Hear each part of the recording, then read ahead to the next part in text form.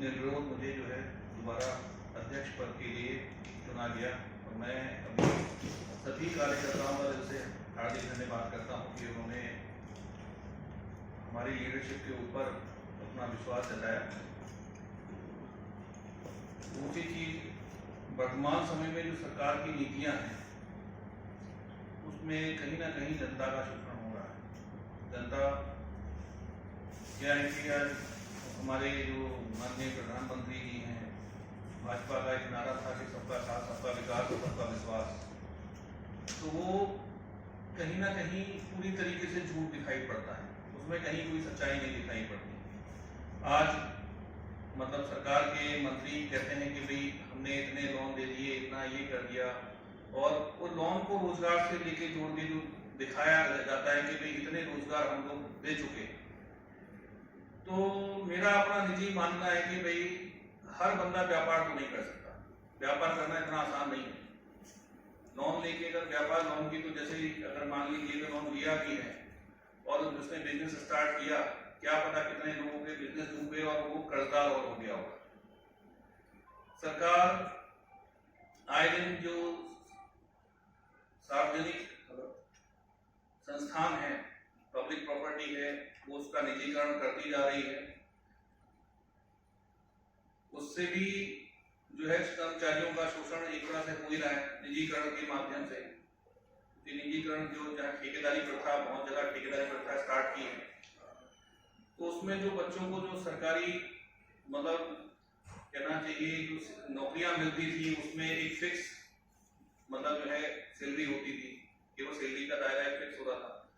लेकिन आज जो ठेकेदारी प्रथा के तहत जो नौकरियों में जो लोगों को जो नौकरियां दी जा रही है ठेकेदारी प्रथा में, वो 7,000 जो 30,000 मिलती थी वो बच्चे को 7,000 रुपये सैलरी दे रहे हैं।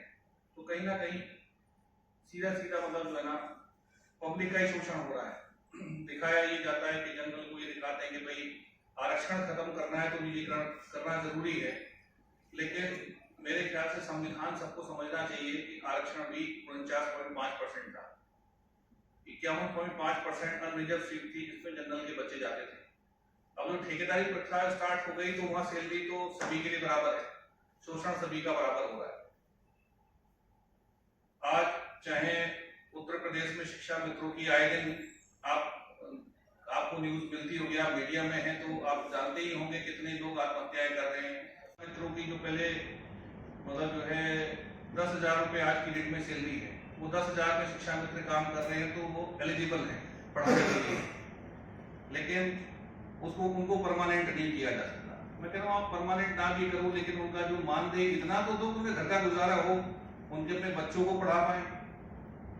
भाई आज आए दिन पैसे की कमी के कारण जो 10,000 रुपये सैलरी पे बंदा काम कर रहा है, उसका पूरा परिवार भी है, 10,000 में कम से कम 1 से 2,000 रुपया उसके कन्वेंस में भी खर्च हो जाता होगा, तो घर में क्या बचता 7-8,000 रुपया।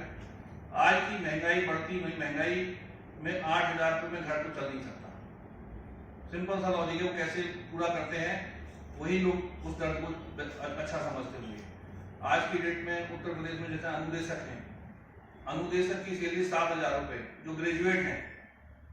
तो सरकार व्यापार करने बैठी है, सरकार का काम व्यापार करना नहीं है, सरकार जनप्रतिनिधित्व के लिए बैठी है और जनता के डेवलपमेंट के लिए बैठी है। ये कौन सा डेवलपमेंट हो रहा है जो संविधान के नाम पे शोषण हो रहा है? जब आपका वैकेंसी है तो आप भर्ती क्यों नहीं कर रहे? क्यों आपको संविधान की जरूरत पड़ रही है? क्यों आप शिक्षा मित्र के नाम पे आप मतलब जो शिक्षकों का शोषण कर रहे हैं? क्यों आप भर्तियां नहीं कर रहे? क्योंकि आप हरियाणा में ही खट्टर साहब ने एक नई मतलब सोच के लेके कि भाई सरकारी स्कूल में बच्चे पढ़ेंगे तो उनके जो है 500 रुपया वो सरकार को फीस जमा करनी पड़ेगी, और निजी स्कूलों में अगर वो बच्चे दाखिला लेंगे तो 1,100 रुपये जो है सरकार उनको स्कॉलरशिप देगी। अब वो उस स्कॉलरशिप से सरकारी स्कूल एक दिन बंद हो जाएंगे, और बंद होने के बाद हुआ क्या, गरीब आदमी अपने बच्चों को शिक्षा नहीं दे पाएगा, वो स्कॉलरशिप भी बंद होगी। कहीं ना कहीं मेरा मानना है कि सरकार की नीतियों के कारण जो दिखाया जा रहा है, क्योंकि चाहे मीडिया के माध्यम से हो, सोशल मीडिया के माध्यम से हो, कि हमारा देश बहुत आगे बढ़ रहा है, बहुत ज्यादा डेवलपमेंट कर रहा है, लेकिन महंगाई आए दिन बढ़ती जा रही है, चाहे पेट्रोल डीजल के रेट हो, चाहे रसोई गैस के रेट ये हो। बहुत सा रसोई गैस का तो हाल ऐसा हो गया कि बहुत सारे लोगों ने अपने सिलेंडर तक रिफिल कराने बंद कर दिए। दूसरी चीज, आज विपक्ष जो है, विपक्ष को कमजोर करने की सरकार की पूरी कोशिश की जा रही है कि सरकार मतलब जो भी आवाज जो सरकार के खिलाफ बोले या जनता की आवाज उठाए उसको उठाओ और बंद कर दो।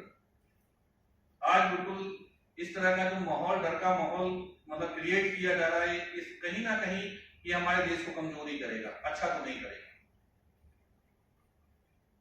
दूसरी चीज एक और है कि भी हो भाई, आज जो भेदभाव की राजनीति है उससे जनता को कुछ मिलने वाला नहीं है। वोट बैंक, जो लोग वोट बैंक की राजनीति कर रहे हैं वो उनकी सत्ता जरूर मजबूत हो जाती है। तो जनता को कहीं ना कहीं इसे समझना चाहिए कि जो धर्म है वो व्यक्तिगत है, उसमें व्यक्तिगत आस्था है, उसमें किसी ठेकेदार की जरूरत नहीं होती, किसी सरकार की जरूरत नहीं होती, किसी पार्टी की जरूरत नहीं है। हमारे देश में सभी धर्मों को मानने वाले लोग रहते हैं। जब ईश्वर एक है तो कोई किसी भी तरह से उसकी इबादत करे, पूजा करे, तो वो उसके ऊपर निर्भर करता है। तो आज मीडिया, आज प्रेस कॉन्फ्रेंस करने का मेन मोटो यही है कि हमारी पार्टी का चुनाव 25 तारीख को शांतिपूर्ण ढंग से संपन्न हुआ और नई कार्यकारिणी की घोषणा भी कर दी गई है और पार्टी पूरी निष्ठा और ईमानदारी के साथ जनता की आवाज बनकर जनता के मुद्दों को उठाती रहेगी और हम लोग ईमानदारी से पूरे विपक्ष की भूमिका निभाते रहेंगे। सत्ता तो मगरूर होती है और विपक्ष ही जनता की आवाज होती है। आज 70% लोगों के लिए कहीं कुछ भी नहीं है। आज डेली जो है कोई ना कोई पॉलिसी सरकार अनाउंस करती है पर जमीन पे कहीं नहीं दिखाई देती। पॉलिसियां भले ही कम अनाउंस हो लेकिन अगर जमीन पे दिखाई दें, लोगों को लोगों तक जाए, अंतिम व्यक्ति पंक्ति में बैठे हुए व्यक्ति तक जाना चाहिए, लेकिन वो चीज हो नहीं पा रही है। कहीं ना कहीं वो सरकार की सबसे बड़ी कमजोरी है कि वो फीडबैक की कमजोरी हो, चाहे उनके मैनेजमेंट की कमजोरी हो, कि वो जो पॉलिसीज है वो पब्लिक के लिए मिल नहीं पा रही। आज हमारे देश में एक समुदाय है जिसको विमुख घुमंतु जनजातियां कहते हैं।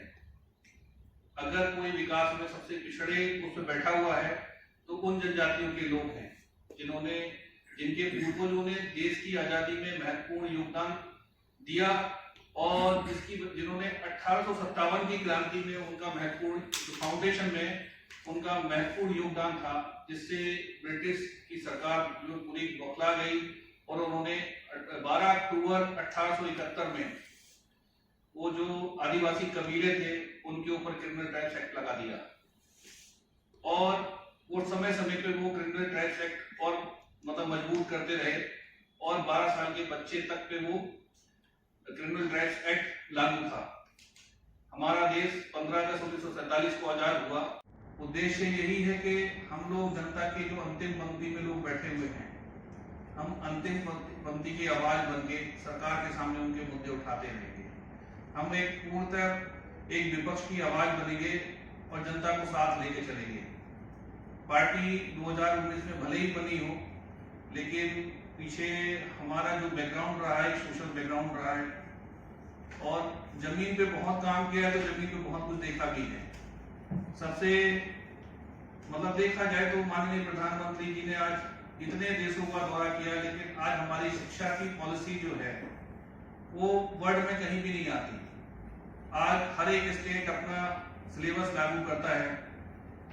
आज हमारे जो एजुकेशन सिस्टम को केंद्रीय सरकार क्यों नहीं सुधारना चाहती, उसका जो सिलेबस का केंद्रीकरण क्यों नहीं करती कि भाई स्टेट कोई भी हो सिलेबस सेंटर का ही चलेगा।